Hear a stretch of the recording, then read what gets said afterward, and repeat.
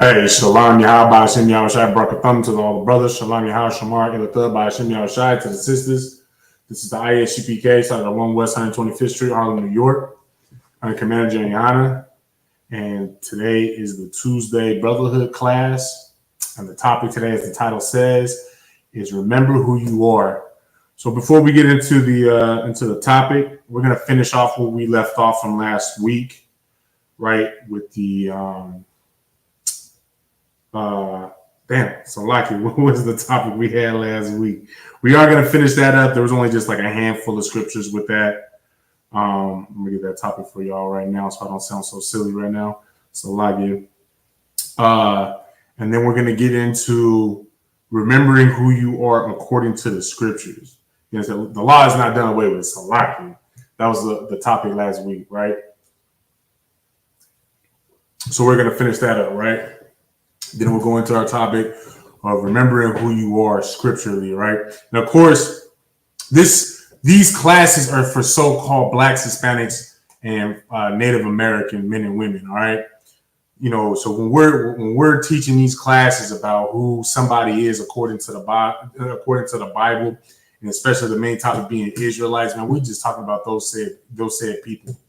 You understand? It's not like we're necessarily saying that all you heathens, those that do not fall under that umbrella of Blacks, Hispanics, and Native Americans.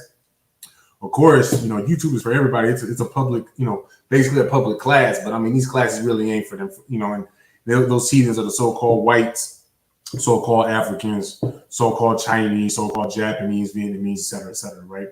People that I did not list that fall under the umbrella of so-called Blacks, Hispanics, and Native Americans. Okay, so yeah, so that's what the class subject is for today. Before we get into that, I'm just going to ask everybody to do as I'm about to do right now, which is to like and share the class. If you haven't done so already, make sure that you subscribe to our YouTube, ISUPK Nevada.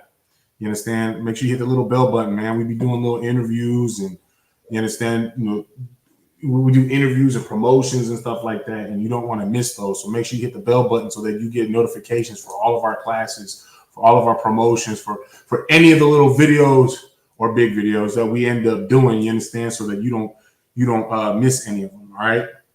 Then also make sure that y'all go onto our Facebook, ISBK Las Vegas. Make sure that you like the page, and actually on both profiles on Facebook and on YouTube. Make sure that y'all like and share the video. All right, do your part to spread this word out to the four corners of the earth. You understand? There could be somebody that is on your timeline, one of your friends or what have you, that you share this class and they're able to click on it, and you know they're able to change their lives for the better. You understand? Because quite frankly, for so-called Blacks, Hispanics, and Native Americans, the only way that they can actually do so is if they've served the Most High God. And quite frankly, the only place that you can learn to serve the Most High God is here in the ISBK under Commander Janiana. You understand? Let's see here, my Facebook kind of tripping. There we go. All right.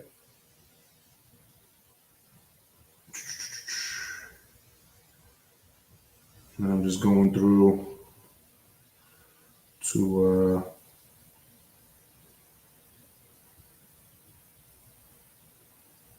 finish liking and sharing for myself. And then we'll get into this. In the meantime, if there's anybody that's online that has any questions, feel free to post them in the chat. You understand? I will answer your question to the best of my ability to answer your question scripturally. You understand? If I am unable to do so, I'll take your question, write it down, so that I can take it to a man that's mightier than myself to get the answer for you. All right. That said, we are not the Christian church where if you're going to ask us something and, you know, I may not know it, I'm not going to sit there and, you know, whisper sweet nothings into your ear to make you feel good, make me sound like I know what I'm talking about, anything like that. You know, the Christian pastor shuffle. You understand? We don't do that in the ISUPK. You understand? But in the ISUPK, we do have the answers, all of your answers. All you have to do is just ask. You understand? And that said, if we do have to go that route, you understand, we'll just bring that question out on the Thursday scripture breakdown class with Officer 5000 Shabal and / or we'll bring it out in my following Tuesday Brotherhood class. You understand? All right, let me just finish liking these pages, and then we'll pick up from where we left off last week and get this going. All right.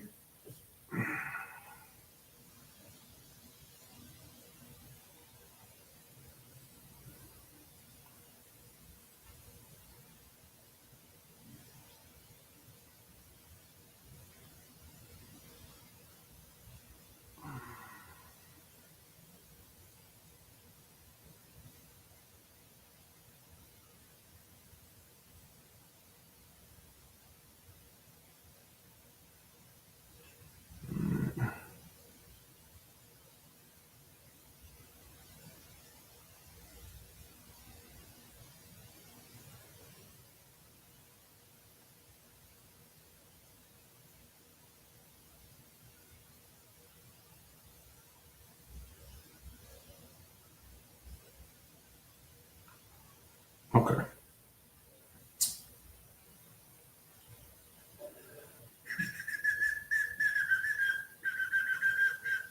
All right. So let's go ahead and pick up from where we left off last week. So we were breaking down that the law is not done and over with, right? So we're going to finish that up before we get into our topic, as I've previously stated. Ooh, I think I passed it. Yeah, I most definitely passed it. L.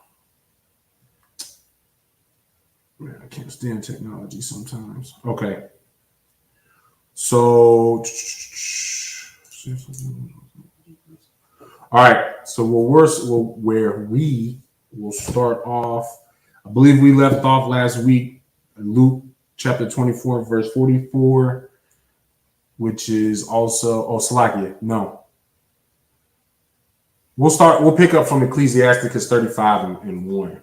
The book of Ecclesiasticus, chapter 35 and 1. We'll pick up from there and then knock out those last couple precepts. I think this is actually where we left last week, but ain't nothing wrong with doing like a little quick refresher on it, right? I'll make it quick. All right. So this is the book of Ecclesiasticus, chapter 35, verse 1. He that keepeth the law bringeth offerings enough. He that taketh heed to the commandment offereth a peace offering. So yeah, this is where we left off last week. I do remember reading this. But with that being said, right? So from what we just read, we'll read it from the top and break it down line by line. He that keepeth the law bringeth offerings enough. So those that actually keep the law are bringing offerings enough. So you understand? These are offerings to the Most High God.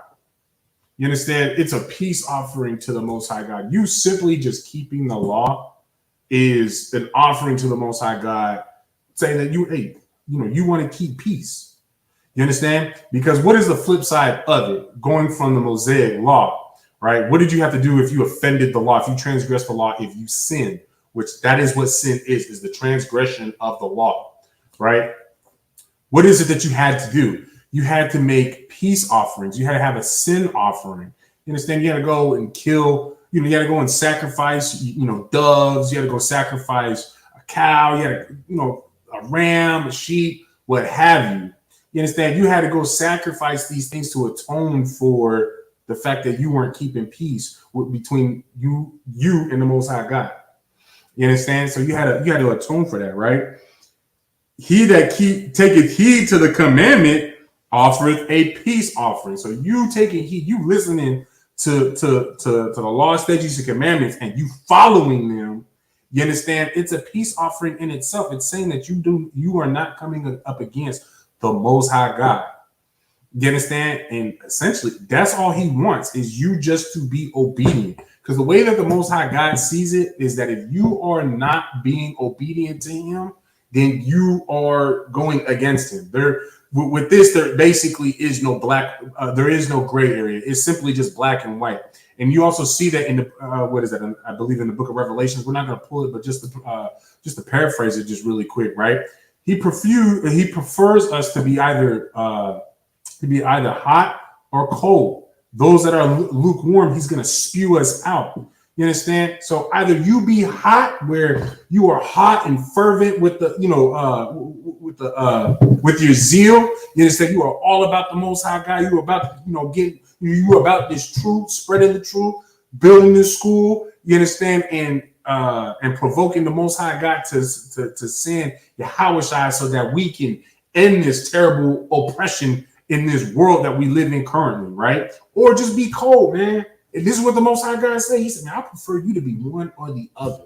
Either be with me, be hot and fervent with the truth, with your zeal, or be cold, man. Just go like you want to be with it, man. You want to be in the world. You want to be worldly. You want to be lustful. You want to be controlled by your fleshly lusts of the world, then go do that. You understand? He prefers you to do one or the other. Because then it makes it it makes it a much more simpler decision on, deciding like who are you with? Are you with me? Are you with the enemy? You understand? That's what that hot and cold is. And then, I mean, hell, he did say that if you lukewarm, I mean, he's gonna make the goddamn decision. He's gonna make the decision for you. He's gonna spew you out. I'm not even gonna deal with you. You understand? In other words, you just gonna end up being on the other side anyway. So you might as well just be cold. You understand? In other words, don't half-step this truth. Don't half-step this law. You understand? There is no picking and choosing which laws that you want to follow. Because just like what we had read last week in Matthew chapter 5, verses 17 and 18, you understand? And these was Yahushua Mashiach in the Hebrew, or as the world ignorantly knows him as, is Jesus Christ in the English. It's like it. He said, man, don't just be paraphrasing. Y'all can get word for word for yourselves. Matthew chapter 5, verse 17 and 18, right? But Christ has said, man, don't think that I came to, destroy the law, to do away with the law or even the prophets. And I've come to fulfill them. And then in verse 18, he follows to say that, until the heaven and earth will not pass until everything that's been written in this book, all the prophecies that have been written in this book happen. You understand? All of these things have to happen. You understand? So in other words, the law has never been done away with. The prophecies from the old, see, and this is the thing with the Christians, right? When they try to sit there and say that the law is done and over with. If the law was done and over with, then the prophecies that hadn't happened, that still today have yet to happen, have yet to happen, right? So like, those are done and over with along with the law. You understand? Because those prophecies, part of the reason why we have those prophecies and these extravagant things are going to happen is to get us to follow the law again, to be obedient to the Most High God again. Y'all understand what I'm saying? So that in itself lets you know that, man, this law is forever. And mind you as well, that's what the doggone Bible even says with these laws, that these will be your laws, your statutes, commandments forever. So be it. You understand? Hell, take for example, keeping the Passover, just to paraphrase it, it says that matter of fact, no, we're going to pull that. We're going to pull that, while I'm looking that up, make sure that y'all finish wrapping up your plans to be out there, Raleigh, North Carolina. You understand, for the Passover, April 1st. You understand? If you haven't done so, and you need whatever arrangements, you need help making whatever type of arrangements, make sure that you reach out to your respective camp leaders so that you can make this happen, because it is a commandment. And I'm about to show you in the Bible, because that's what we do in the ISUPK. We don't sit here and shuck and jive and do all these little fancy dances and songs and have these retarded ass bands that just say whatever the hell and then make people fake pass out. Man, we don't do that here. You understand? We deal everything straight out of the scriptures. You understand? We prove all things of which we speak on. You understand? Which I'm going to do right now. About to pull that for you.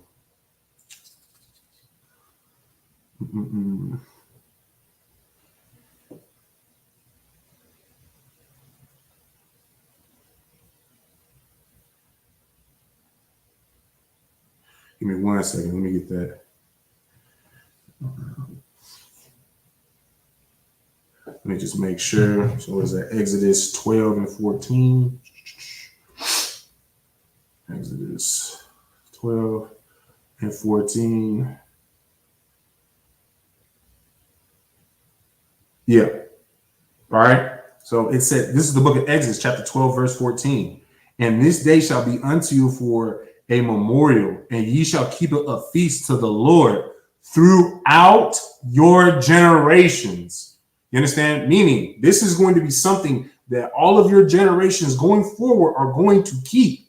You understand? Keep this the memorial of this day, and this was referring to the Passover. You can see that in verse 13, right? Ye shall keep it a feast by an ordinance forever. You know, like how they say in that in that one movie, The Sandlot, forever. Keep the Passover forever. There is no okay until Christ returns. That's not what is written here. You understand? It is forever. You keep this Passover. But how many of you understand? How many of these Christians that you know? How many of you Christians out there keep the Passover? When's the last time you kept the Passover? Y'all goofy asses that sit there and keep Christmas, where in Jeremiah 10 it says not to do the traditions of Christmas. What that actually said more so says is keep don't follow the way of the heathen. But when you actually read Jeremiah 10, it is describing the ordinances of Christmas. We're taking an axe to go and cut down the tree and decorating it with silver and gold. You understand? The Bible says that is a custom of the heathens. But you sure as hell is doing that. But where it says that you are to actually keep that ordinance forever, your ass ain't doing it. You understand? And when it gets laid out like that, right? Don't it make sense why the Most High God says that we are stiff-necked people?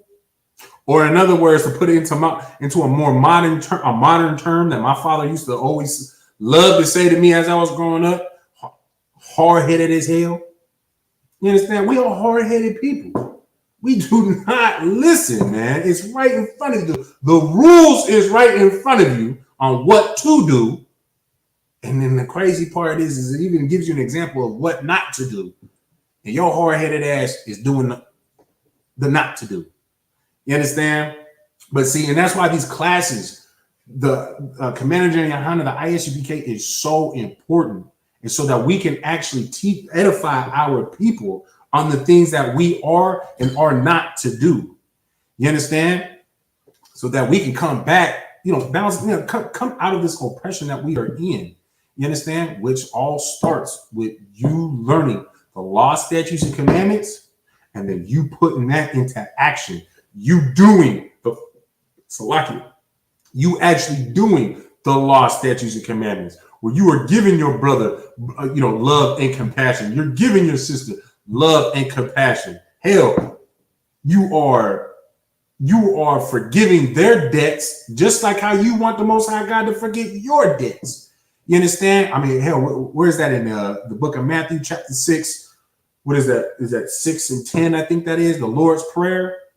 Our Father, which art in heaven, hallowed be thy name. Thy kingdom come, thy will be done on earth. Give us this day our daily bread, and forgive us our debts as we forgive our debtors.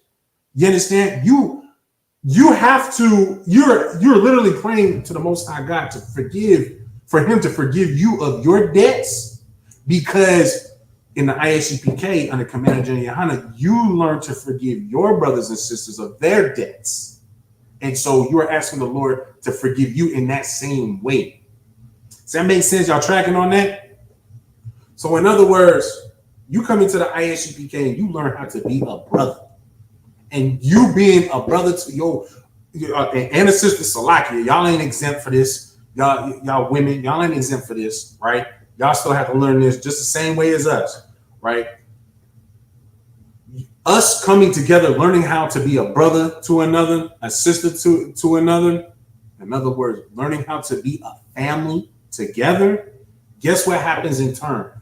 The Most High God is actually that's when he is that loving Father that Christians love to say that he is, that the only ability that he has. But he's more loving towards us at that time. Because just think of it like this, right? For those of y'all that are parents, and everybody's for the most part had parents, right?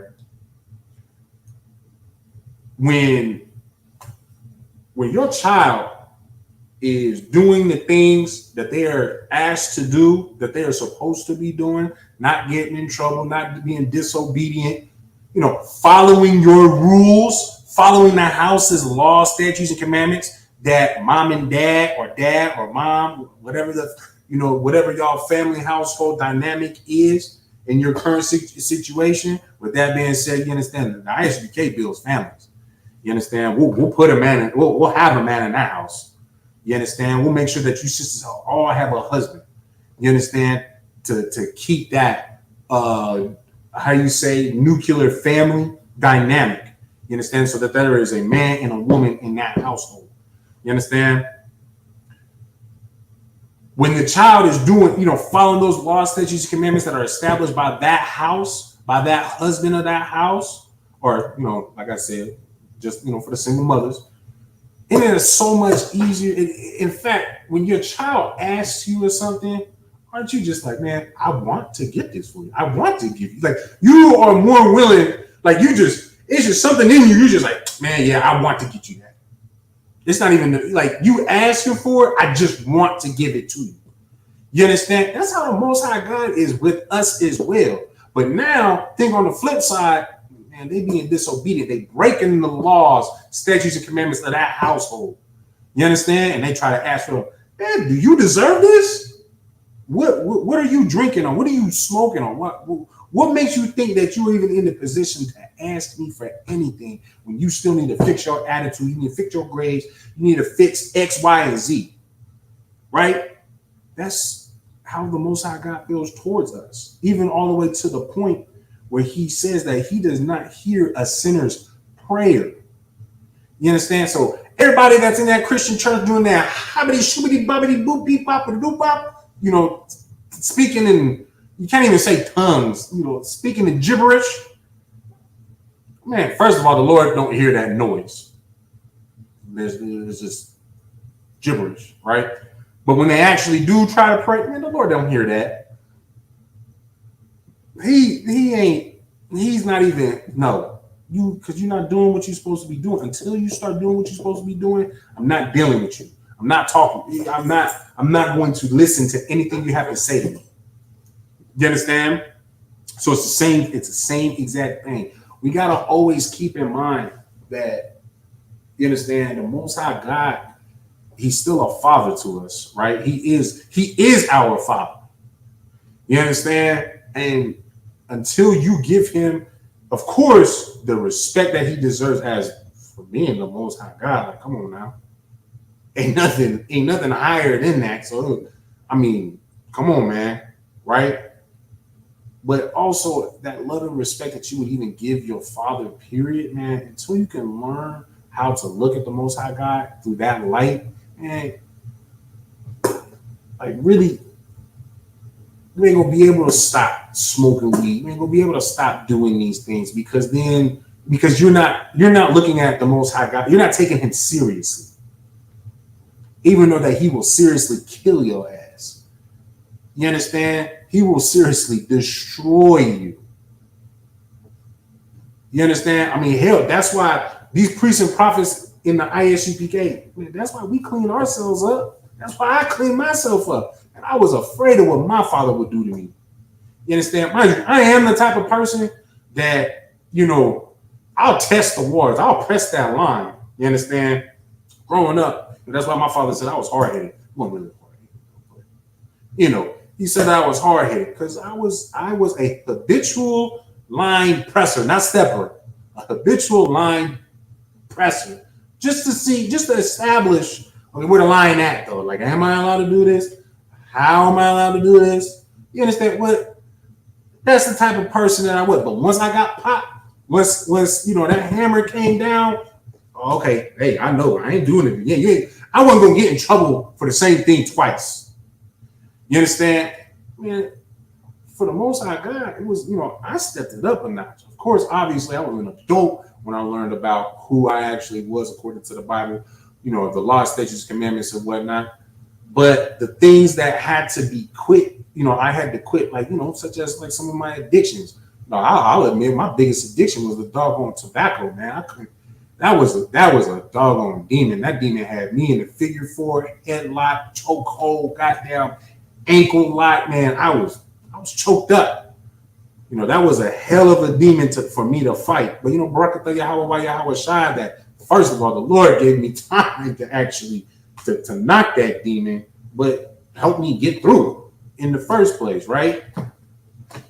But that was also something I had to, there was lessons that went through that. Like, take for example, to keep it a buck, even though that, smoking blacks and stuff like that wasn't too burdensome financially, but there was other things that was eating up my finances, all because of one mistake.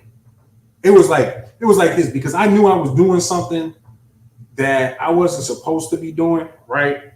I was fighting it, of course, but nonetheless, there's no excuse. That is our motto in the ISUPK, no excuses, right? I was doing something I wasn't supposed to be doing, that I knew I wasn't supposed to be doing, and it was like opening up another door where it's like, okay, I might not tax your wallet with, you might not be, eating up your wallet with these little $2, Black and Miles and whatnot, but guess what? You're gonna have to go through, all of these other just stupid pop-ups. It's just gonna come, fees for this, that, and the other, and it's gonna be a struggle. But my point is, though, is once I put that tobacco down, man, that was actually around the time that I ended up getting my no, that was still way later that I got my military disability raised. But still, nonetheless, that door opened up for that to happen. You understand? Where my wallet was being eaten up, man, like that stopped. When I stopped doing the things I was not supposed to be doing, man, the how would you say, the surprise nonsense, we'll say, the blind sides, the blindsiding hindrances, we'll say that, right? Man, they stopped. They've stopped hitting me blindside. Now it's okay. I'm just in a situation where the Lord is allowing me to get things to provide for my family, and I'm able to see what is coming straight on, instead of me getting blindsided with, well, you got to handle this now. You got to, this actually comes with it. Basically, we'll say like hidden fees. Those blindsides is like them hidden fees. Like, now everything is straight up. You understand? Yeah, it might be a little bit of a struggle, but I mean, hey, there's a cost with the new things, and to have nice things, right? It's still the same thing, because at the end of the day, even while you're following the law, statutes, commandments, and you're doing what you're supposed to be doing, there are still going to be obstacles that come your way. But the thing is when you are doing what you're supposed to be doing, those obstacles that come your way will always be in the light that you are in. So you're able to face them. You see them as you approach them, instead of you getting blindsided. You understand? Let's see, is that it that I wanted for that one?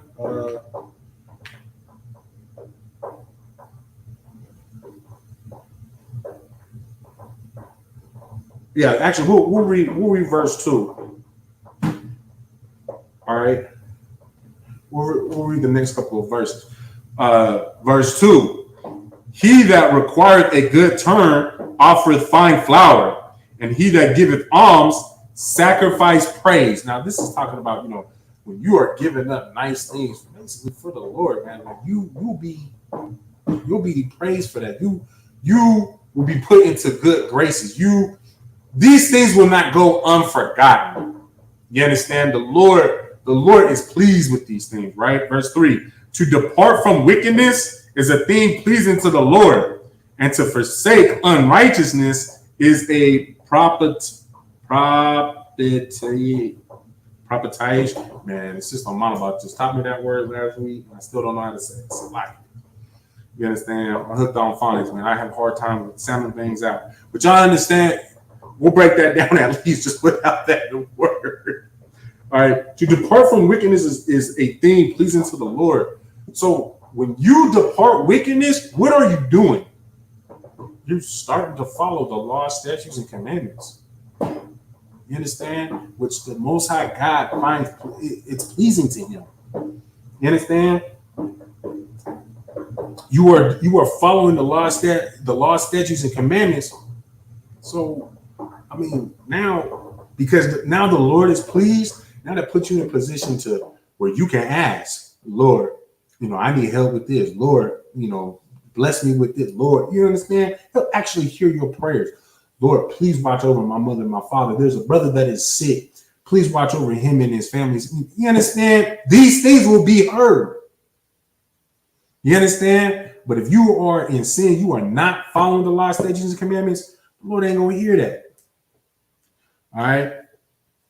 In verse 4, thou shalt not appear empty before the Lord. Man, when you're doing what you're supposed to be doing, you won't appear empty. You will appear full.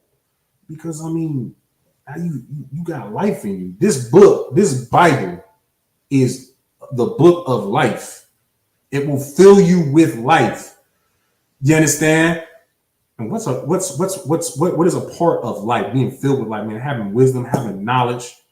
You understand? And all that comes from this Bible, of which you can be filled with, right?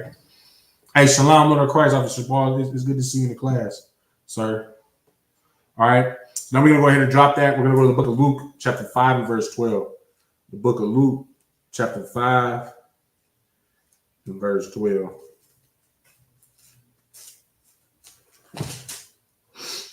All right. This is the book of Luke, chapter 5, verse 12. And it came to pass, when he was in a certain city, behold, a man full of leprosy, who seeing Yahushua fell on his face and besought him, saying, Lord, if thou wilt, thou canst make me clean.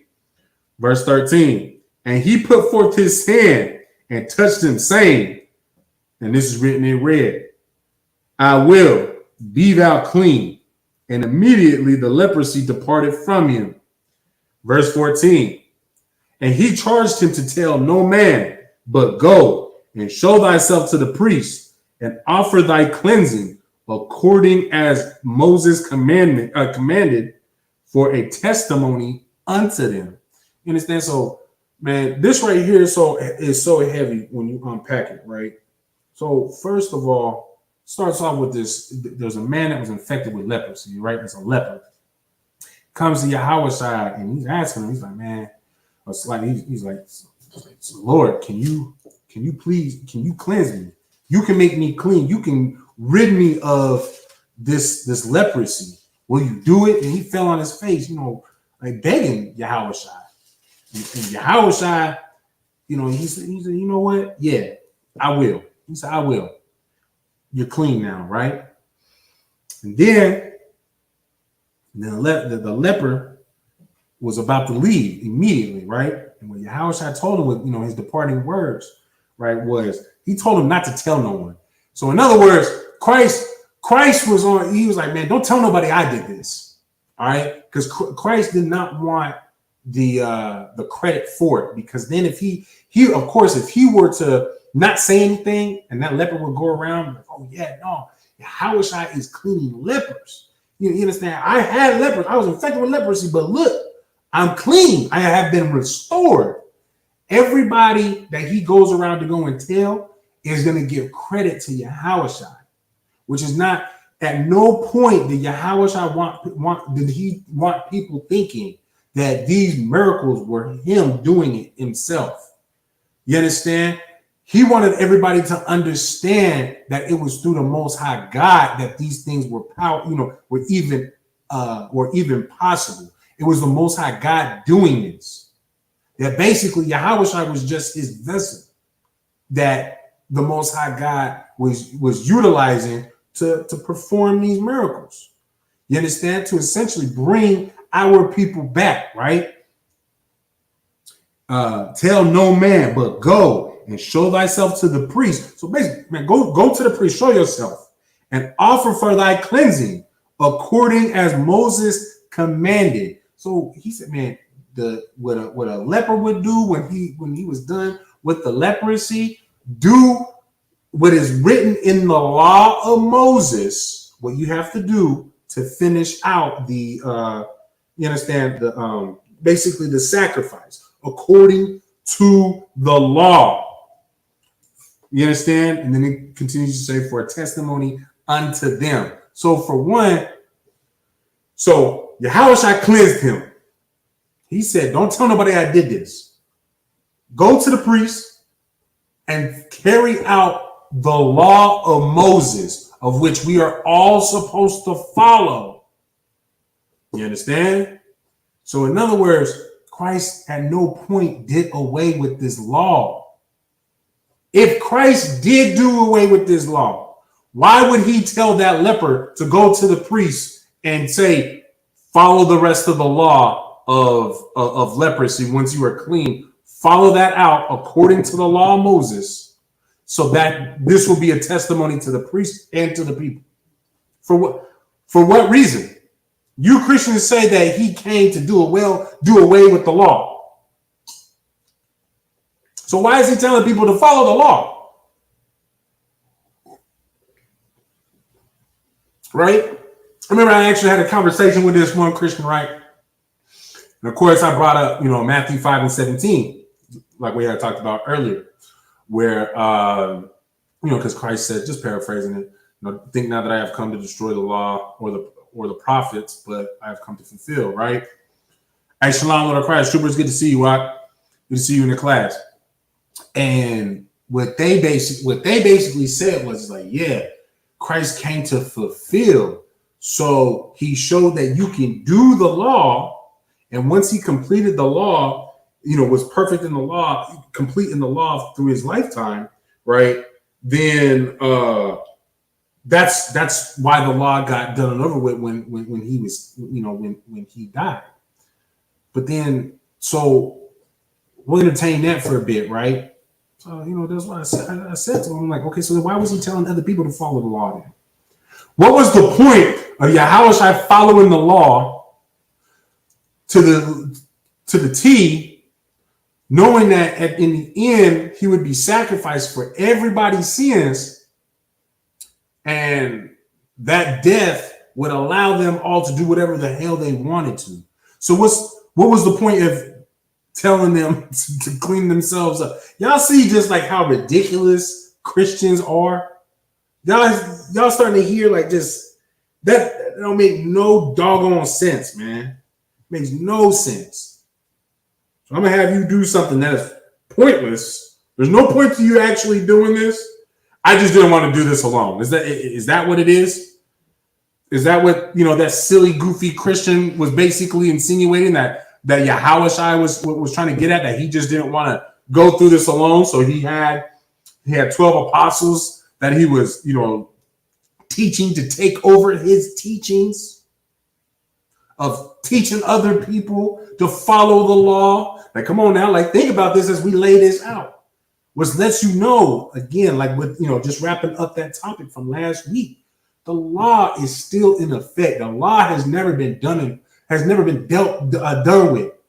It's not been pushed out. It's not been destroyed. Man, the law is still in effect. We are still under that law. We are still to follow the law, statutes, and commandments that are written in this Bible. You understand? All right. I think we understand. Let's drop that. Go to the book of Deuteronomy, chapter 4 and verse 5. And we're going to go to the book of Deuteronomy, chapter 4 and verse 5.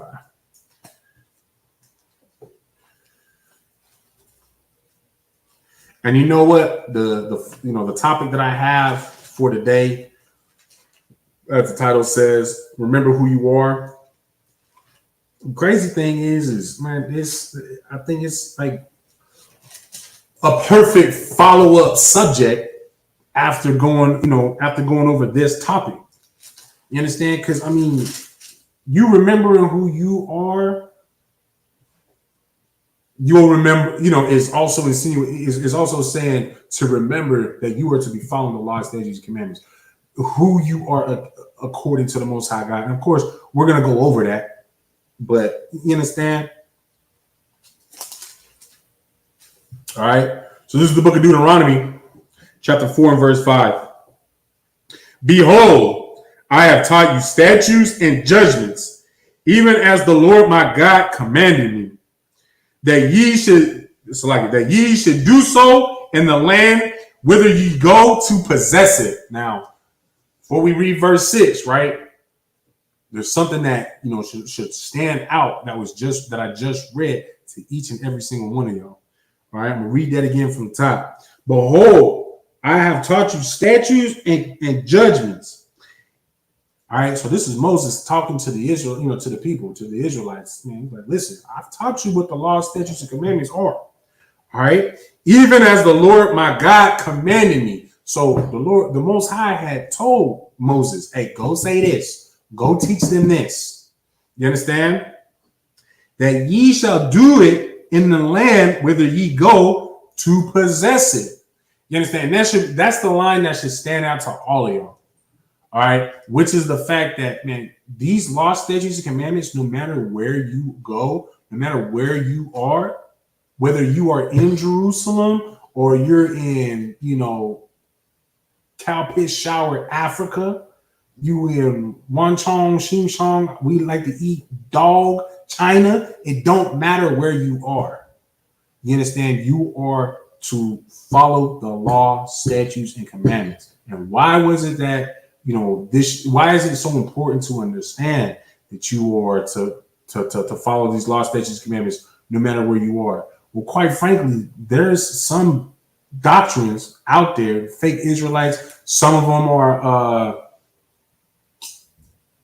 Christian churches, because one thing I have noticed, right, is that some of these Christian churches are getting a little bit more hip to, the awakening of who we are, right? And of course, these pastors, man, they don't want to lose no money.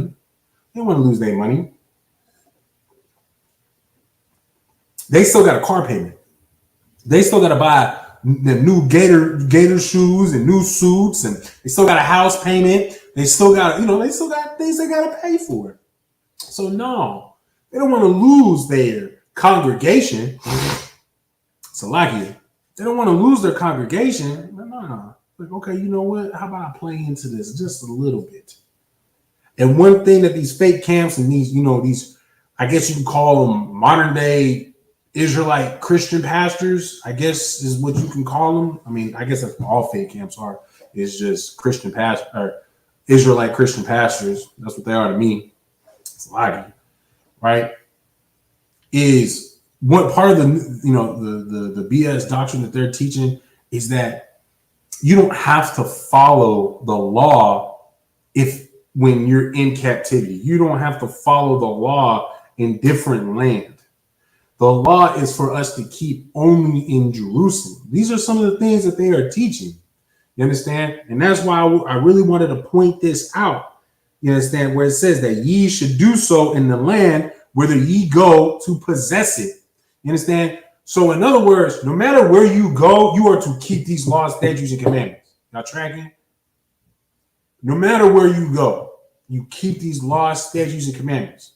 Because, I mean, if that was the case, that you are only to keep these laws and just in the land of Israel, right, in Jerusalem, that's like saying, okay, we're not in oppression, we're in the kingdom or whatever, and I'm going to go on vacation to Canada, or to Greece. I'm going to go on vacation to Greece. And since now I'm not in the land, in the Holy Land, in the land of my people, in the land where we keep the law, statutes, and commandments that the law is supposedly only for, I can go to Greece and go sleep with heathens. I can go to Greece and go do drugs, which is witchcraft. You understand? That's not the case. You are to follow the law, statutes, and commandments no matter where you are. You understand? The law, statutes, and commandments is to be followed 24/7, 365 from that corner to all four corners of the earth at all times. There is no escaping the law, statutes, and commandments. You understand? There is no escaping. You know, and like that's part of the reason why some of them are like, you know, they'll say things like, "Oh, we don't have to keep the Passover because we're not in our holy land." I mean, what? Didn't I just show y'all in Exodus? What was that? 12 and 14, or was it 14 and 12? Salakia. We are to keep this forever. So now, mind you, do not forget that. Hey, Shalom, Little Cars Officer Bakar, it's good to see you, sir. Do not forget that Deuteronomy comes after Exodus. You understand? So in other words, that law, that commandment has been established and written. And then now we come to Deuteronomy 4 and 5, where it says, "Behold, I have taught you statutes and judgments, even as the Lord God commanded me." So that commandment, that statute, that commandment that was taught to Moses to keep forever and to be told to teach the people of the Israelites that he is leading, right? That ye should do so in the land whither ye go to possess it. So in other words, you are to keep the Passover every year. It is a commandment. You understand? You are to keep all of these laws, statutes, commandments, no matter where your dwellings are. No, you are to keep it. There's no getting around it. You understand? And then we're going to go to verse 6, right? I like verse 6 personally. The book of Deuteronomy, chapter 4, verse 6. "Keep therefore and do them," referring to the law, statutes, and commandments, "for this is your wisdom and your understanding in the sight of the nations." So the other nations, when we are keeping the law, statutes, and commandments, the other nations will look at us and be like, "Man, these are wise people. This is a very understanding people. And all we're doing is just simply doing as we are told. We're just being obedient to the Most High God. You understand? Doing as we was instructed to do, right? Which shall hear all these statutes and say, surely this great nation is a wise and understanding people." So they'll hear, like, you know, like, wow, hey, why don't you eat pork? Because pork give you high blood pressure, heart disease, man, they'll kill your ass. A little Chinaman might actually reconsider the traditions of his people. I mean, maybe not today, because them little ass heathens, and they lustful. They is lustful. But for sure, when we are in the kingdom, though, they will understand why we do it. Now, of course, even today, here and there, you'll catch a heathen here and there where, you know, we'll tell them, you know, why we don't do certain things. It's like, man, hey, I get that. That's smart. It makes sense. I see why y'all don't do it. But then, of course, you'll, you know, follow up with, but shit, you know, I'm not giving them no pork. My God didn't tell me to give up no pork. Pork is delicious. You understand? I'm not gonna stop doing this. I'm not gonna stop doing that. I understand why you do it. It's wise, and you are a wise and understanding people for the fact that you do not do these things, and for the fact that you do those things. But as far as me and my heathen self, man, I ain't gonna stop doing that. I like to smoke weed. It comes from the earth. It's healthy. You understand? I like to smoke tobacco. It comes from the earth. It's good for you. It relieves stress. You understand? You're gonna say little things like that. Hey, he didn't. Man, it's this wasn't even for you in the first place. You go on, do. You go on, keep on keeping on. You understand? But the point is, though, the other people, when we start doing these things, of course, we do this as a nation. They are all gonna look at us and be like, "Damn, man! Like, so wise and understanding people. This ain't a people to mess with." You understand? I mean, hell, it's pretty much already the case present day. Ain't nobody wants to mess with the ISUPK. You understand? The only reason why people want to mess with the ISUPK, basically two reasons. One is because, I mean, the truth hurts them. It hurts their feelings. So they try to cancel us and block us, and you understand, little hecklers to throw us off. Just y'all trying to disrupt something that cannot be stopped. You understand? Then there's two, right? Where they're basically, take for example, Captain Cesario, right? All of these debates. Let's be honest. That whole Egyptology, chematology nonsense, whatever the hell, them homosexuals, them stupid ass haircuts and whatnot. Damn, Salaki, who just can't let go of that gay ass Egypt, customs, right? The reason why they keep on antagonizing Captain Cesario, and maybe antagonizing isn't the right word. The reason why they keep on trying to challenge him, I'll say, I think that's better. The reason why they keep challenging Captain Cesario to do these debates and get on the platform together to discuss why Egyptology is viable in any way in comparison to the Bible and this, that, and the other.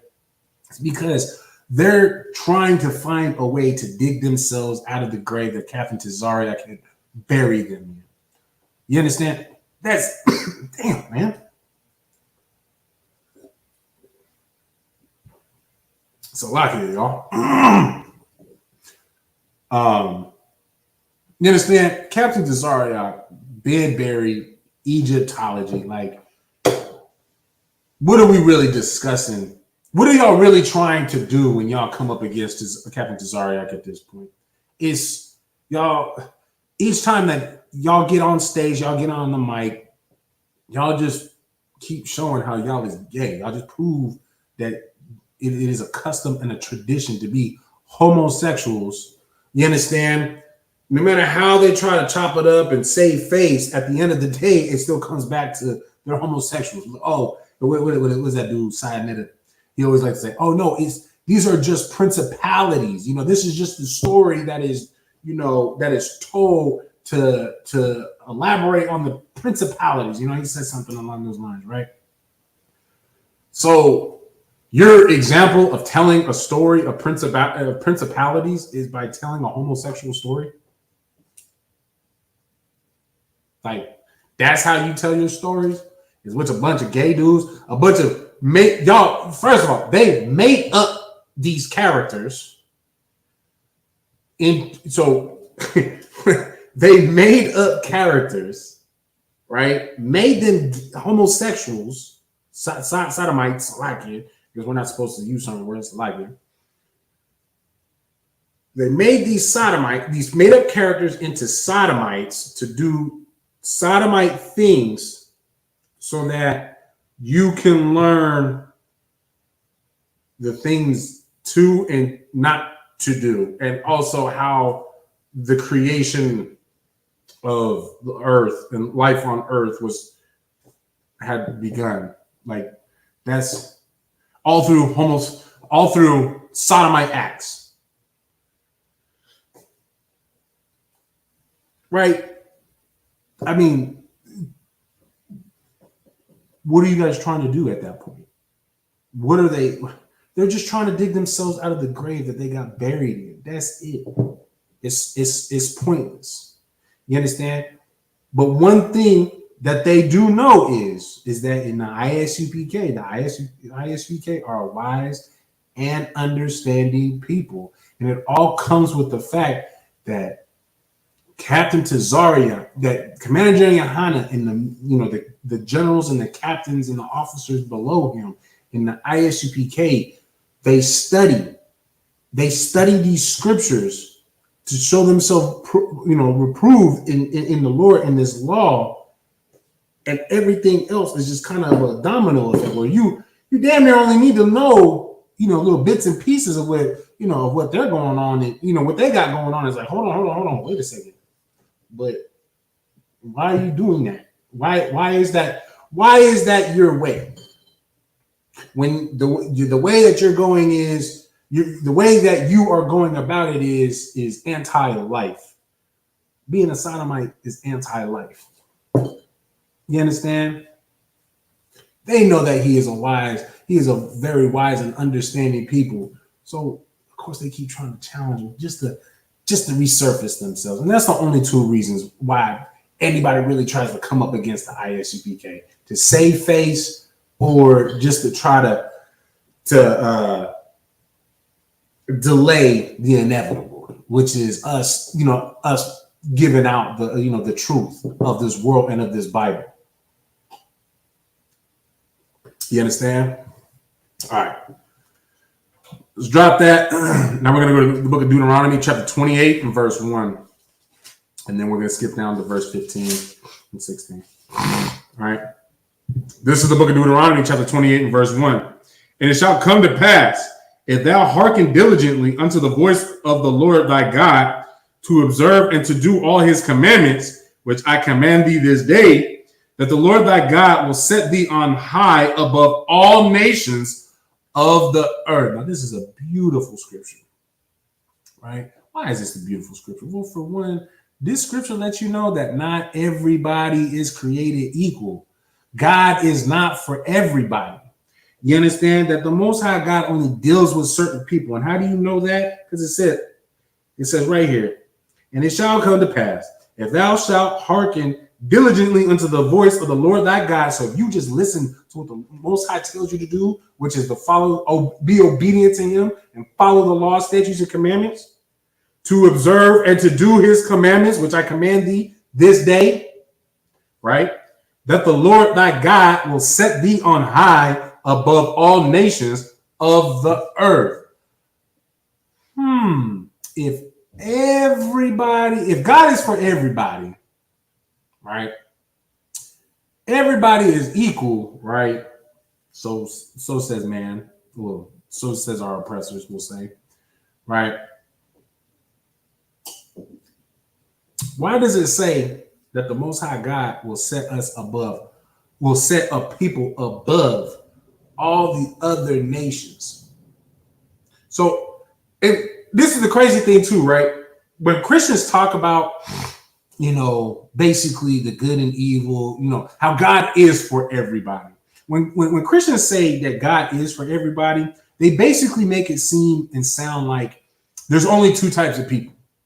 You've got so there's two types of people, two types of nations, which you've got the nation of God and then you got the nation of Satan, basically, right? So there's only those two. But in the Bible, it talks about numerous different nations all the time. The fact that it says, which I command thee this day, that the Lord thy God will set thee on high above all nations of the earth. The fact that you are above nations on the earth lets you know that there's going to be more than one that there's more than one nation that you will be above. But Christians make it sound like you'll just be above the sinning nation. You understand? Just the sinner's nation. You'll just be above the devil, Satan's nation. That's it. But this says nations, above all the nations at that. All nations. So if it was just a separate, if it was just between, God's people and one other nation, shouldn't it say above the nation, the other nation of above the other nation of the earth? But this says above all nations of the earth. You understand? But of course, you know, Christians don't know what the hell they're talking about, right? And another thing, in another way that you know that they don't, is because this is letting you know. Oops, like you know that the so-called white man don't follow no laws, statutes, and commandments, right?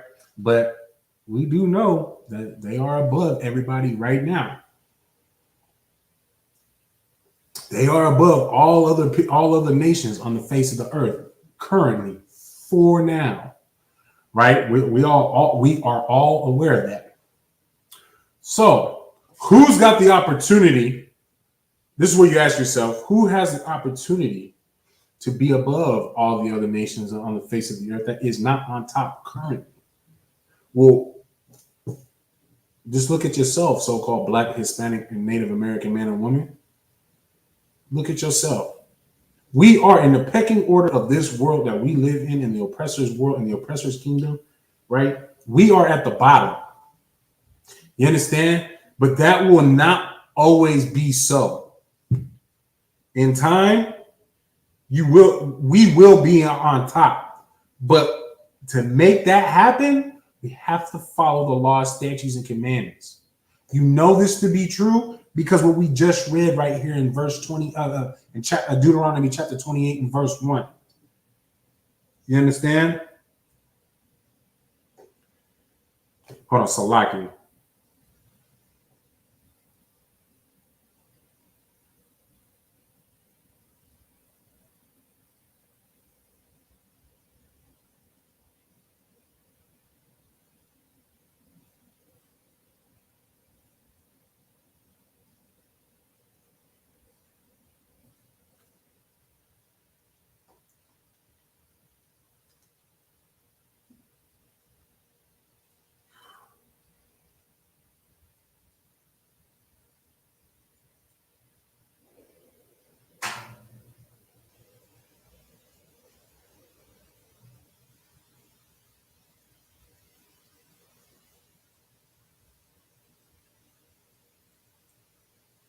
Salaki, y'all, 1 second. All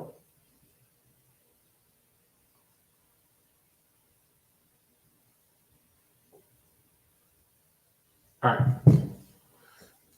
Where was I? Salaki. But yeah, these things are possible for you, Black, Hispanic.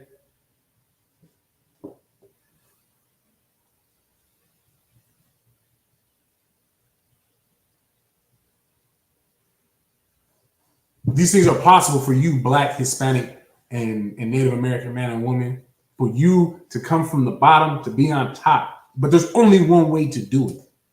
You understand? You can go through the whole motions of, trying to be a white man and, being trying to be one of them and simulate to their ways. So then that way you can feel like you're better than your own.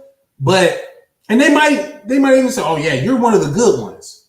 The only thing that they're saying is you're better than your brothers and sisters, some of which I call niggers, spicks, and savages, but you're still a nigger, spick, and savage yourself. You're just better than the other ones. You're still at the bottom though. You're just at the top of the bottom.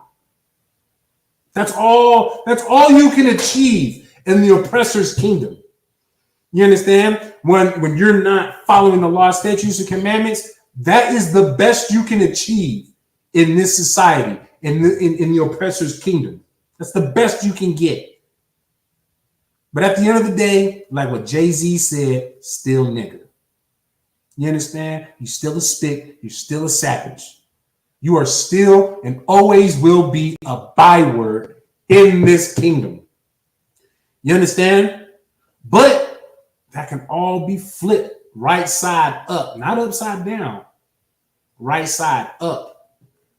You understand? Because the Most High God had intended for Blacks, Hispanics, and First Nation men and women for us to be on top in the first place. You understand? So for us to get back right side up, man, let's see what we have to do. That the Lord thy God will set, Salakia. And it shall come to pass, if thou shalt hearken diligently unto the voice of the Lord thy God, to observe and do all his commandments, which I command thee this day, that the Lord thy God will set thee on high above all nations of the earth. Man, you will be above everybody, all the other nations, if you just follow the law, statutes, and commandments. You understand? I mean, hell, so lucky. I'm already above them now. So lucky. The brothers and sisters, all the, everybody in the ISUPK, man, we are above the other nations already currently. Now we just waiting for Yahushua, we just waiting for the Most High to send Yahushua back, so that those that deserve a crown will receive their crowns, and we can get to building our kingdom, or further building our kingdom. You understand? Because in the ISUPK, we are building the kingdom now. We are putting our bricks in to build on building this kingdom now. You understand? All right. And then what did I say? We go to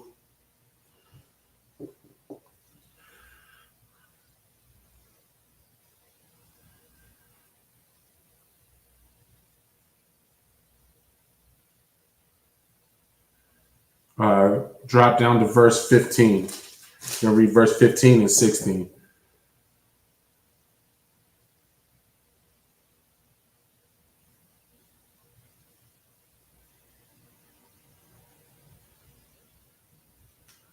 All right. This is the book of Deuteronomy, chapter 28, verse 15. But it shall come to pass, if thou wilt not hearken unto the voice of the Lord thy God, to observe, to do all his commandments and his statutes, which I command thee this day, that all these curses shall come upon thee and overtake thee. So now, really, you just read all of Deuteronomy chapter 28, verses 15 through 68. The things that are plaguing and cursing the so-called blacks, Hispanics, and Native Americans all throughout the four corners of the earth, man, all of this. Salakia, man. I'm going through it. Salakia, shit. These curses, what we are going through that is plaguing us today as a people can be found from Deuteronomy 28, 15 through 68. All of these pertain to us.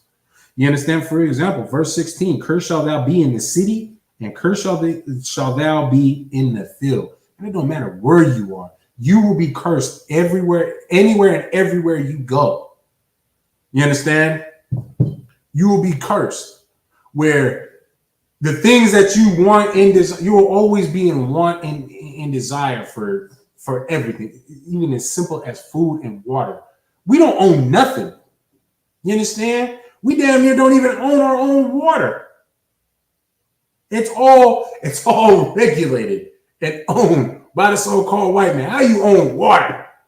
You understand? Something that comes up out of the earth and falls down from the sky. How do you own that? But they do. They sure as hell do.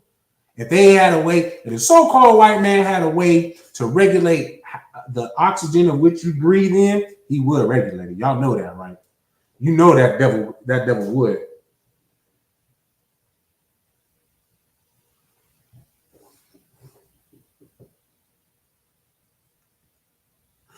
So it's wacky, man. What is going on?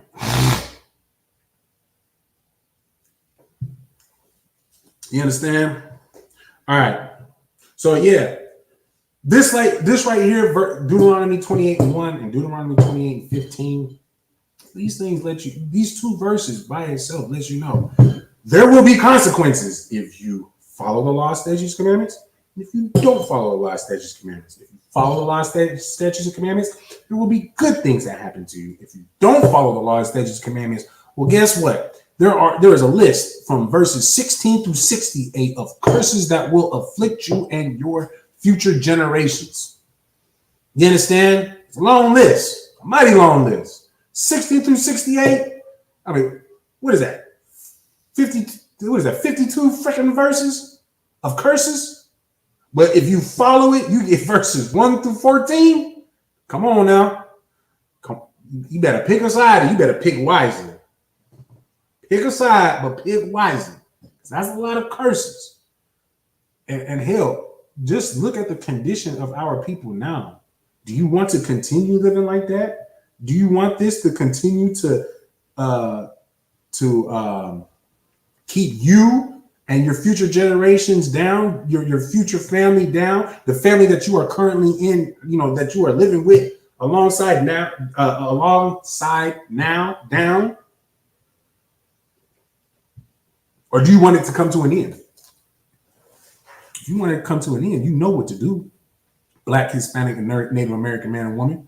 You know what you need to do. Put that pipe down. Get off that pole. Stop putting our women on poles. Stop selling drugs. Stop doing drugs. Stop being a homosexual.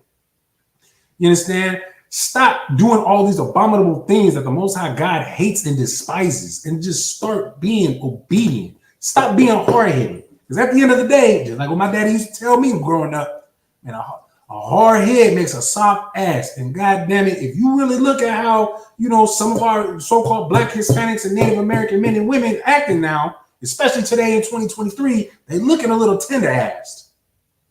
You understand? They can't stand up on their own feet to stand up for nothing. They want to just conform to, basically the words of society. It's not even a real being speaking words. It's just a group of people with an opinion that you just fold to. You understand? Just fold into the social norms. No backbone. You understand? Again, this is why the ISUPK and Commander General Yohana is so important. It's like Commander General Yohana and the ISUPK is so important. Because you know what, Black man, Hispanic man, Native American man, we will give you a backbone. We will teach you how to grow one. And then how to nourish it, how to grow it. You understand? Make it nice, big, and strong so that when it comes time for you to stand up for something that is right, you can do it all by yourself and hold your ground. In fact, you'll take ground. Not a lot of y'all know about that. About some take ground. You understand? That's the select few elite know about some take ground. But Lord allow you Black, Hispanic, and Native American men that is watching this, man, you get the pleasure of the honor of learning what it means to take ground. You understand? All right. So, yeah, man. At the end of the day, pick a dog on the side. Pick a dog on the side. Be hot, be cold. Follow the law, statutes, commandments. So I highly encourage it, because at the end of the day, you don't want to be drinking from that overflowing cup that these other nations have to drink from when it comes time for judgment, when the Most High God sends that judgment for them. You understand? You don't want to be a part of that. Man, it's death and destruction. Woe unto them that have filled up that cup of iniquity. You understand? That's going to be a very, very dark time. It's a lot. The only part that I want in that is, Lord, allow, if I have any part in that. So I'm just looking down from the chariot windows and oh, damn, that sucks. That sucks to be a heathen. Barakatha Yahweh Yahushai, that I am an Israelite from the tribe of Judah, a so-called Negro. You understand? Because, man, I know what's coming their way. I know what's coming for one side of my family. And I know what ain't coming from one side of, what the other side of the family has the opportunity of avoiding. We'll say that. But nonetheless, what allowed? Just because of the works that, I pray that the works that I put in, the Most High God will have mercy on. my father's side. You understand? So basically, they get a bailout through me. Lord allow that, that can be what, saves them if they don't ever decide to come into the truth for themselves. Because, they rooted in the world at the end of the day. But the other side, I know what's coming their way. And it ain't pretty. I'm just glad that, I ain't involved in it. I ain't about to be a part of it. You understand? All right.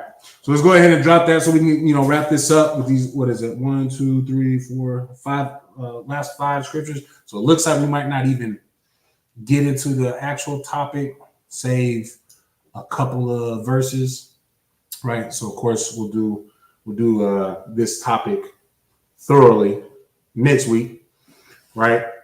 But at least we got this one done. So we're going to drop that. We're going to go to the book of Psalms, chapter 119 and verse 104. All right. This is the book of Psalms, chapter 119, verse 104. Through thy precepts, I get understanding.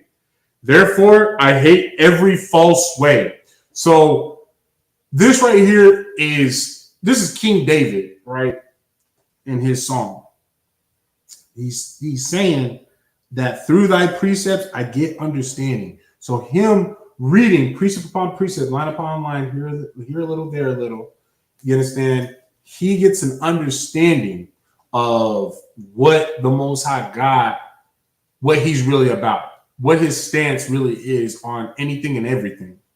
You understand? So King David follows to say, therefore, I hate every false way. Now, every false way is like how, to sum it up very simply, it's like how, there's people out there that say, well, you live your truth, or that doctrine is your truth. This is what I believe in. You understand? That's like we all reading from the same doggone book. At the end of the day, it doesn't matter what you believe in. There's only one God. You understand? And it's the one and only God, Yahweh, of this Bible. You understand? There's no way around it. So when they come up, they're coming at you with all their nonsense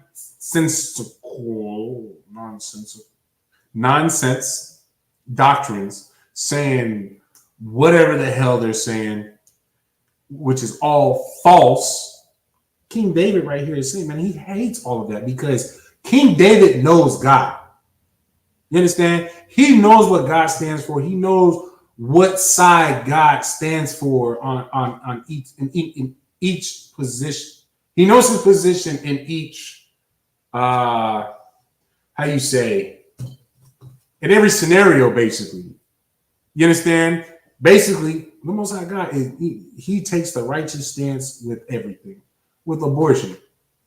What is the Most High God's stance on abortion? Right, the righteous stance. It's murder. You understand? To get an abortion, save, but that the pregnancy would put the mother's life into danger. The Most High God, you are not to have an abortion. You see that life through. You understand? What is the Most High God's stance on homosexuality? The sodomy, it's likely. The righteous stance, it's an abomination. You're not to do it. You understand? Whatever, marijuana, what is the stance on that? The righteous stance?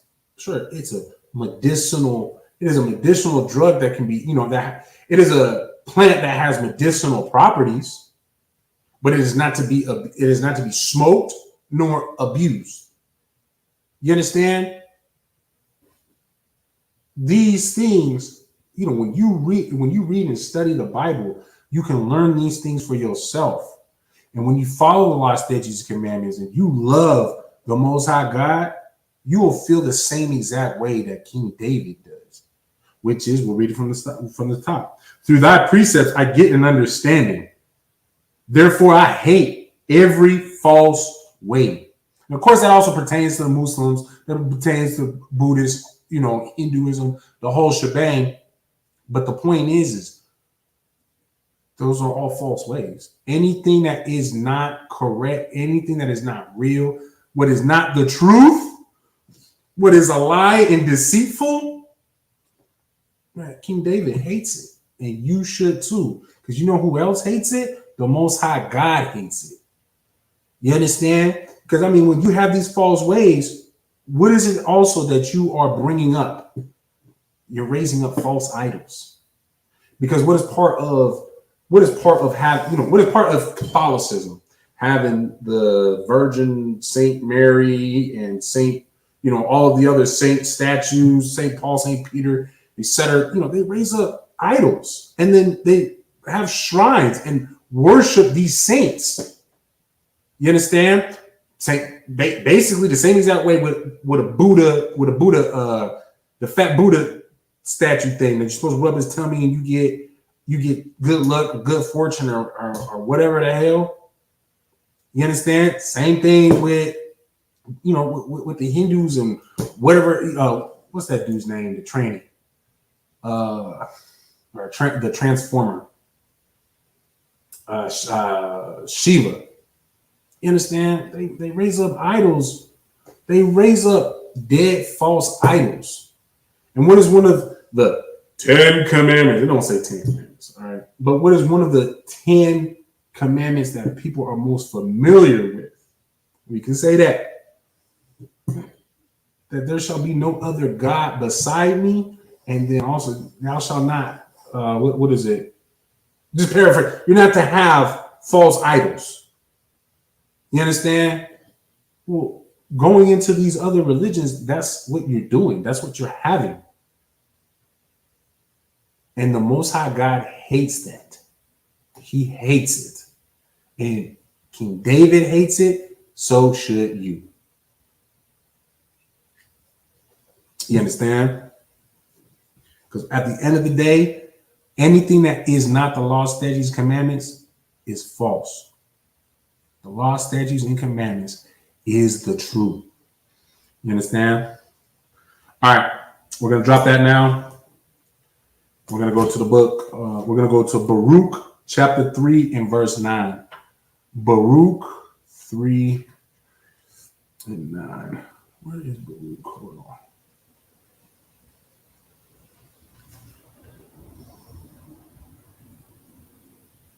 (102).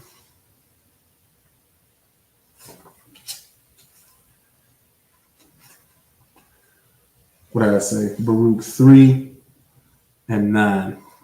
Right.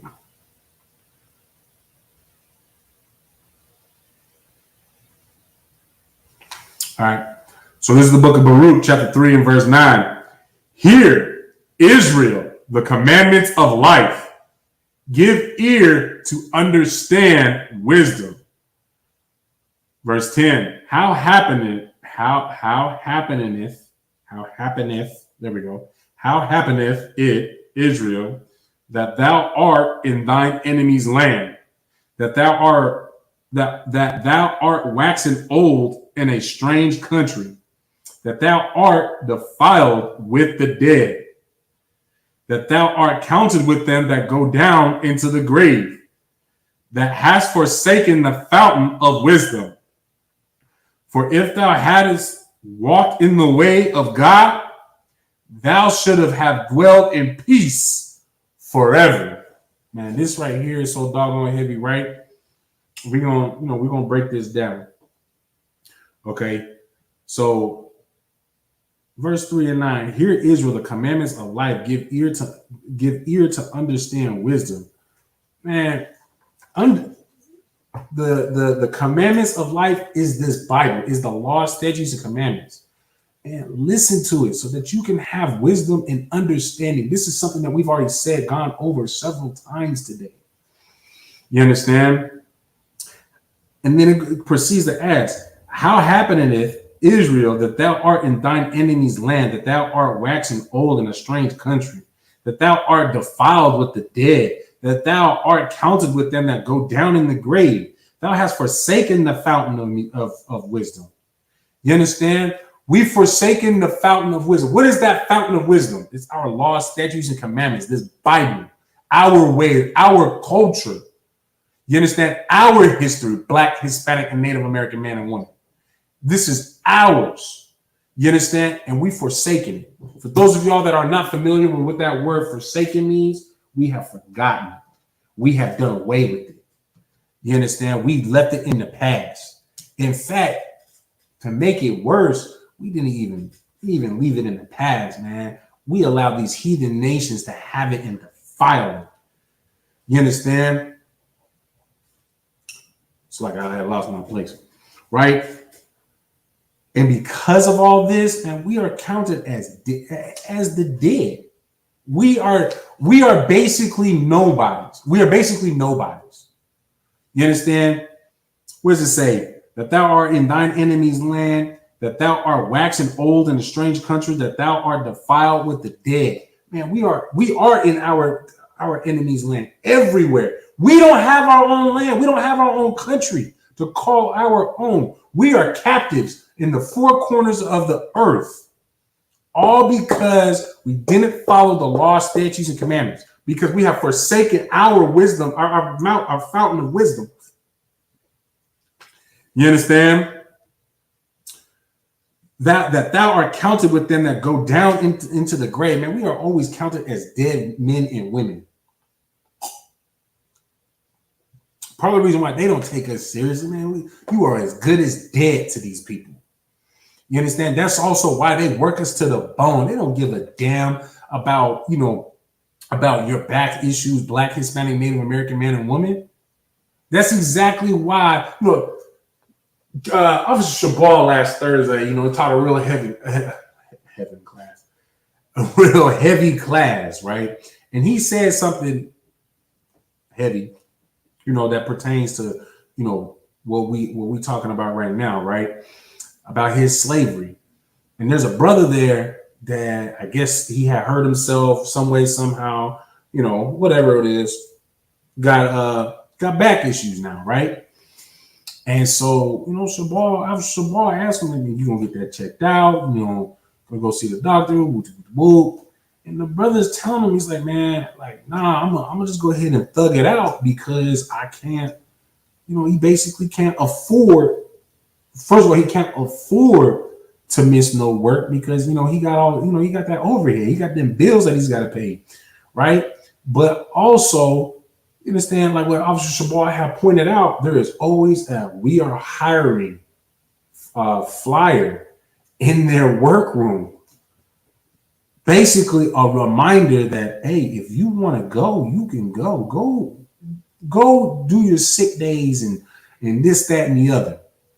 But you expendable. You are replaceable. You will be replaced because we got this money to go and make. You understand? Because to them, you are just as good as dead. They're gonna work you to death anyways, for one. But two, man, they don't care about your well-being. They don't care about you living. To them, you are just dead. You are just a corpse that they can get work hours out of. That sure, hey, we'll basically pay your little hourly wage so that you can eat, sleep, have some, get some clothes, do the, every 10 to 15 years, you can take the family to Disneyland because that's pretty much how much or how long it takes to save up for that expensive ass place, the happiest place on earth. Man, shut the hell up. You understand? Every once in a while, we'll give you enough to, be able to do all that. But, that's just as long as you are useful to me. Because you are just a corpse that at any given time, I'm ready to, I'll throw you in the ditch. I don't care. I got money to make. You understand? Because you are already counted as dead to them. They don't care about you. They don't give a damn about you. You understand? Just think about people who die at work. You might have slaved with, right? They might have passed, and of course, the job. They'll say some kind words about that person. say some kind words, and sometimes, some of them will even show up to the funeral. But let me ask you this: unless it's like some mom and pop, some like mom and pop business, right? How many businesses do you know shut down to go and pay respects to one of their, for one of their dead employees? You know why? You know why you don't ever see that? It's because, man, they already thought you was dead. They don't care. What they're thinking is okay, who can I hire for cheaper to replace him that will do better work? Who can I hire cheaper to do more and better work? That's what they're thinking about. They don't give a damn about you at all. And the sooner that you blacks, Hispanics, and Native Americans get that through your heads, stop being so doggone hard-headed. Understand that, man. They have no love for you. The most that you can be is at the top of the shit pile in their eyes. But at the end of the day, you still in the shit pile. You still got the shit end of the stick. You are still shit to them. You are nothing to them. You understand? Man, once you understand that transition of separating from them, letting them go, it's a lot smoother of a transition, right? Thou hast forsaken the fountain of wisdom, and that fountain of wisdom is these laws, statutes, and commandments, right? Verse 13, for if thou hadst walked in the way of God, thou shouldest have dwelled in peace forever. And it's that way of God is the laws, statutes, and commandments. If we would just do the laws, statutes, and commandments, we would be in peace forever. We would be in our own land. We would have our own land. You understand? We would have our own land, our own businesses, our own economy, our own military, our own everything. And the best part about it is we would have all this in peace. Because as long as we are following the law, statutes, and commandments, you really think that these people will mess with us? Read your Bible. Pick up and read your Bible. Man, especially when you read through the books throughout the apocryphal books, right? Man, what story was that? Is that the continuation of Esther? No, it's not. Was it? Let me see real quick. There's one book, right? I'm gonna see if I can remember which books it was. I think it might have been Judith, the book of Judith. I think it was, because I don't think it was the additions to Esther. I think it was the book of Judith. So basically, these heathens, man, they wanted to come and hunt us down. And I'm just gonna cliff note it basically, right? They wanted to go and hunt us down. We didn't really have much. And so these heathens had a council together amongst themselves to figure out how they're going to, go up these hills of which we were living in at the time to go and, basically overrun us, take us as slaves, kill us, etc. Right? Get us to serve in their ways, right? So in that council, they was like on some, listen, like these people, unless we know for sure that they are offending their God, we should not attack these people. We should leave them alone. Let them do their thing. But if we can get somebody to go up there to get them to sin, to go up against their God, to piss their God off, okay, then we got action. Then we can go and invade them because their God will bail them out. You understand? So what that lets you know is that these other nations, they know our God. They know about our God. That they know our God is not a God to be messed with. You understand? And then as long as it doesn't matter how few in number we are, few in weapons we are, it doesn't matter our circumstances. If we are on the right-hand side of the Most High God, we are in good standing with the Most High God, nothing matters. You cannot defeat us. And the other nations, they are aware. And so what would they do? Nah, like, hold on. We got intel that they are keeping our holy days. They're keeping the feast days. They are following all laws, statutes, and commandments. They are giving and receiving love and compassion to one another. They are being forgiving of one another. They are some brotherly and sisterly people to one another. King, I highly recommend we do not do this, or their God will come and fight for them and destroy us all. You understand? These are the conversations that you read going through the Bible. You understand of how these other nations would come together and, and decide how they was going, on when they would attack us. It's not about where, because the place doesn't matter. The when is what matters. And it's not a specific time. It's not a specific date. It's not a specific season, what have you. It's, are they or are they not serving their Most High God? When they're not, and their God is upset with them and mad at them, is when we attack. That is when. Aside from that, we do not do this. Because God damn it, their Lord will push out 10 men to kill 10,000 of us. Do not attack these people when they are in good graces with them, with their God. These other nations know. And that in itself lets you know that, hey, if I follow the law, statutes, and commandments, I will have peace. Matter of fact, that should be the next class after I do this. Remember who you are. I think that's a good follow-up subject, is how to have peace through the Bible. You understand? And we'll go over some of those stories and whatnot so that y'all can see with your own eyes and ears. You can see with your own eyes and hear with your own ears how you can have peace on this earth through the Most High God. You understand? I'll break that down precept by precept, right? I think that'll be a good one. Let me see.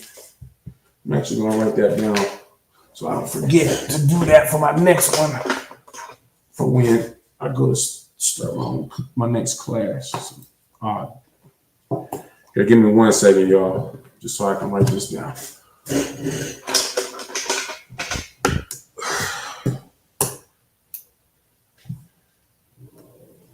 Okay.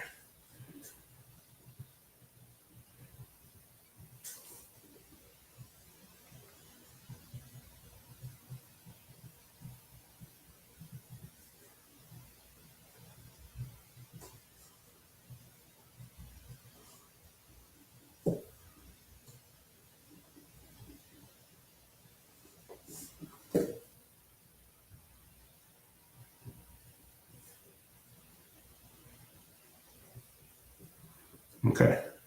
Yeah, I think that'll be a good one, actually. Right. Okay. So we're going to drop that, move on to the book of Ecclesiastes. The book of Baruch, chapter 4 and verse 1. So now we're just going to drop down to Baruch 4 and 1. Okay. What's the time check? Okay. Yeah, I think we'll be good. All right. This is the book of Baruch, chapter 4, verse 1. This is the book of the commandments of God. Let me read that one more time, right? Make sure y'all heard this.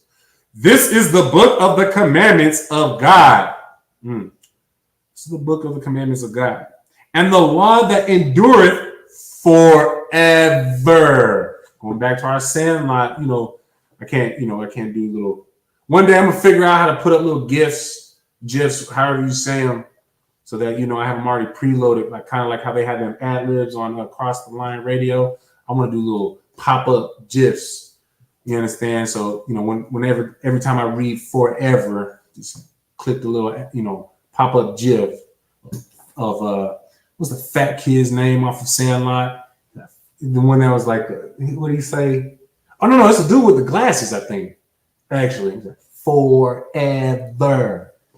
You understand? So let's read this again from the top. This is the book of the commandments of God and the law that endureth forever. All they that keep it shall come to life, but such as leave it shall die. Man, there is no life without the law. You understand? You see these doggone people, man, they trying to eat bats and they killing what I think there's been tens of millions of people that have been killed by COVID-19, all because they ate a bat. And where did AIDS come from? Because they was eating monkeys. Now, of course, the disease itself got modified over time, what have you. Okay, we ain't gonna get into all that conspiracy nonsense. At the end of the day, the basis of that disease came from eating bats, came from eating monkeys. You understand? Hell, Ebola. There's a reason why the law says that you are supposed to eliminate your wastes. You know, go number one, go number two, in a totally different part of the city. You basically want that to be somewhere outside the city. If you can have running sewage to put it out there for you, cool. Or you gotta go, man, you go outside the city, you keep it separate. Because you know what happens if you don't? Ask Africa and they Ebola water. You understand? Ask Africa and they Ebola water. It even goes down to the water. You sitting here, you know, you eating this meat you ain't supposed to be eating. How about if you're not taking care of the area? So now the water is contaminated. Now it's going to kill you. You understand? That is the book of life that will teach you. Hey man, don't shit and piss in the water you want to drink out of. This natural spring water puddle that's coming up. Don't eat and shit. It's like, don't defecate near this water. Do not eliminate your waste. In fact, this is how far away you want to be from a natural spring or any of the, you know, anything that you're going to be from your dwellings. This is how far you want to be so that you don't cause diseases, so that you don't kill yourself. When you can read from a book that gives you wisdom like that and understanding like that, what else can you call it but? Let's see what the Bible itself calls itself, right? No, it doesn't say it right here. It's likely. But that's the book of life. You can't call it anything else but the book of life. You understand? Okay. Drop that. Now we're going to go to the book of 1 Corinthians, chapter 15 and verse 56. The book of 1 Corinthians, chapter 15 and 56. All right. This is the book of 1 Corinthians, chapter 15 and verse 56. The sting of death is sin. The sting of death is sin. So in other words, what brings forth death for you, that sting. And sting, when you get stung, for those of y'all that's been stung by a bee, I've been stung by a bee. I was like 6 years old. I remember I was in the jacuzzi at my apartment. It was a bee, fell into the jacuzzi. I was like, oh man, I'm trying to help you out. So I'm gonna try to splash it out. Of course, at that time, I knew they stung you. Never felt it, though. You don't want to feel it. But, you know, couldn't get them out. So I was like, okay, I'm going to try and pick them up a little bit with the water, let it drain from my hand a little bit, and then I'm going to throw them out. I let it drain a little bit too much. And for those of y'all thinking I'm goofy, I was 6 years old. It was the first time actually dealing with a bee. All right, so I have a little bit of compassion, all right, for my stupidity. But anyways, you know, let the water drain out just a little bit. And then I went to throw him out, and he stung me. Man, that was being stung is not a nice feeling. You understand? So when sin comes to sting you, or so like when death comes to sting you because of your death, when death comes to sting you because of your sin. Right, there we go. When death comes to sting you because of your sin, it is not going to feel good. It is not going to be a pleasant thing. It's not going to be a nice feeling. It's you are going, not that I've ever died, so lucky, but it's going to be one of them situations where, you dying and you dying and you're going to be like, why the hell was I doing this? I'm dead. And there's nobody else to blame but yourself because nobody makes you sin. If you think that somebody makes you sin, you should go into, what book is that? It's not the Esdras books. Was it the Maccabees? Maybe it was the Maccabees. The story of the mother and her 7 sons, where the king at that time was trying to force them to eat of the unclean foods. I think they had it was a big feast, and they was one of the few. Those 8, the mother and her 7 sons, they were some of the people that they refused to eat it because they served the Most High God. They knew they was not to eat of that unclean meat, right? Because the Lord had told them not to. And so because of it, the king was like, okay, listen, either you eat this meat or I'm going to kill you. And it wasn't just a quick, fast, easy death, man. He boiled some of them. Did they all die the same way? I think they all died the same way. He boiled them all in, I want to say it was either water. It might have been in oil. But you understand? Killed him. Man, one of them brothers was so doggone OG. Went in there, got boiled. Oh no, that's right. So some of them he cut them off, cut their tongues out, boiled one, so it was different deaths. I'm starting to remember now. So it was a little bit different with each one. But anyway, one of the brothers, I think he got all of his limbs cut off, and they cut his head off. And he did that like an OG.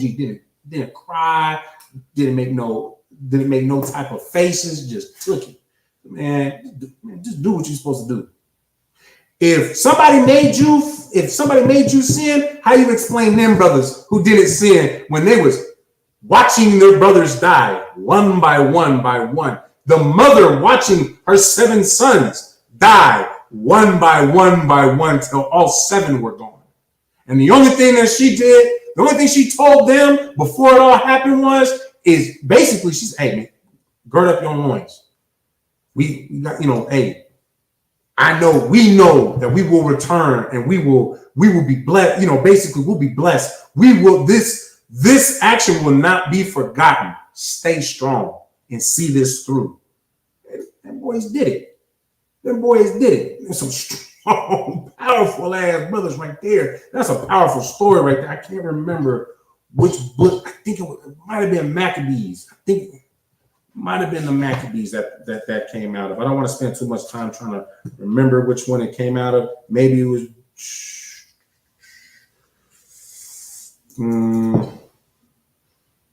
it might have been Judith.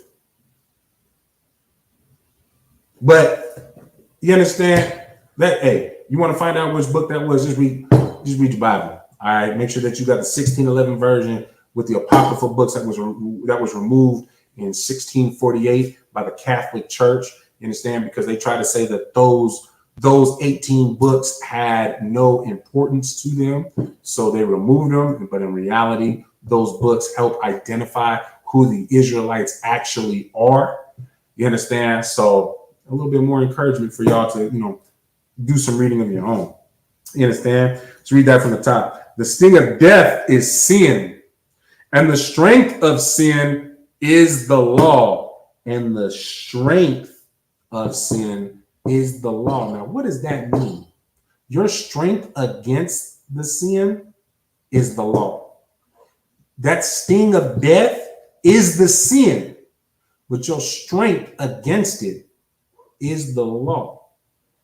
So you can either float like a butterfly and have life.